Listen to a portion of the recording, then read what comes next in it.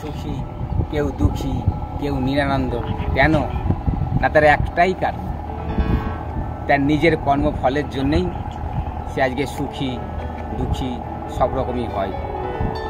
তো তার আগে আমি একটা কথা বলবো যে সাধু শাস্ত্র সর্বশাস্ত্রে কয়, আর সাধু শাস্ত্র লহমাত্র কৃষ্ণ ভক্ত সে।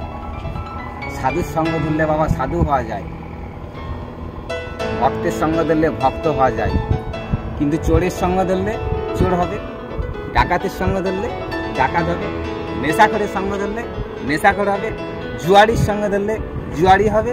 কিন্তু সে যদি ভালো একটা ছেলের সঙ্গ ধরতে পারে, আমি বলছি সে একটা ভালো ছেলে জীবনে হবেই হবে।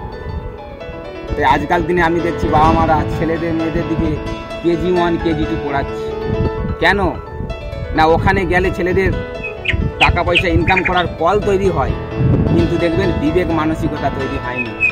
আজকে তোমার ছেলে মেয়েকে তুমি ভিটে মাটি বিক্রি করে বড় স্কুলে পাঠাচ্ছ, চাকরি যাতে পায়, তোমার ছেলে যেন বড় ইনকাম করে।